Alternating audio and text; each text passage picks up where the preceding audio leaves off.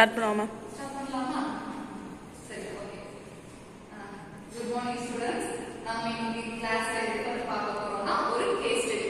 இந்த case study எதை பத்தினது அப்படின்னு பார்த்தோம்னா, இந்த காலத்துல இந்த புக் படிக்கணும் அப்படிங்கிற ஒரு ஹாபிட்டே இல்லாம போயிடுச்சு இந்த ஜெனரேஷன் கிட்ட. எப்போ இந்த மொபைல் போன் அப்படின்றது நம்ம எல்லாத்துக்கும் அதிகமா ஆதிக்கம் செலுத்த ஆரம்பிச்சதோ அன்னையில இருந்து புக் படிக்கிற பழக்கம் யாருக்கும் கிடையாது. அப்போ இந்த சமூகத்துல புக் படிக்கணும் அப்படிங்கிறது எந்த அளவுக்கு முக்கியம் அப்படின்றது நமக்கு தெரியும். ஏன்னா புத்தகத்துல தான் எல்லாமே வளர்ச்சி அடையுது. அப்படிப்பட்ட அந்த புக்கை படிக்கக்கூடிய பழக்கம் இன்றைய சமூகத்தில் இருக்கக்கூடிய இளைஞர்கள்கிட்ட கிடையாது, குறைச்சு போச்சு.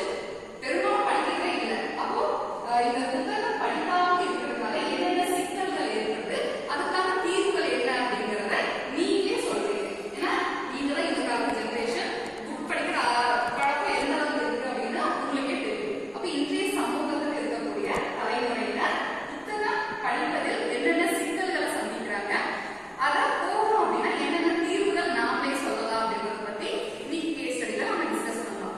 முதல்ல ஒரு புக் படிக்கக்கூடிய ஹேபிட் இல்லாமே போனதுக்கு என்னென்ன ரீசன் இருக்கு, என்னென்ன சிக்கல் இருக்கு புத்தகம் படிக்காம இருக்கிறதுக்கு?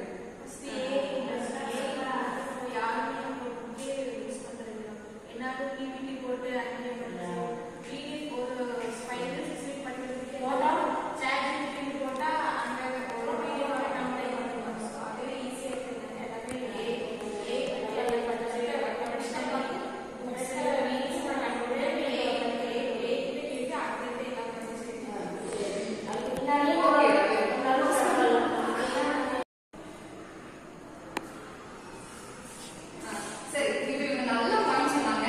ஏன்னா இப்போ வந்துட்டு ஏஐ எல்லாமே எந்த ஃபீல்டா இருந்தாலுமே ஏஐ அப்படின்றது எல்லா இடத்துலையுமே ஆரம்பிச்சு செலுத்த ஆரம்பிச்சிச்சு. முக்கியமா எஜுகேஷன் இன்ஸ்டிடியூஷன், எஜுகேஷன்ல ஏன்னா இப்போ நம்ம ஒரு பிபிடி போடுறாங்களோ நம்ம என்ன பண்றோம், காமா ஏஐ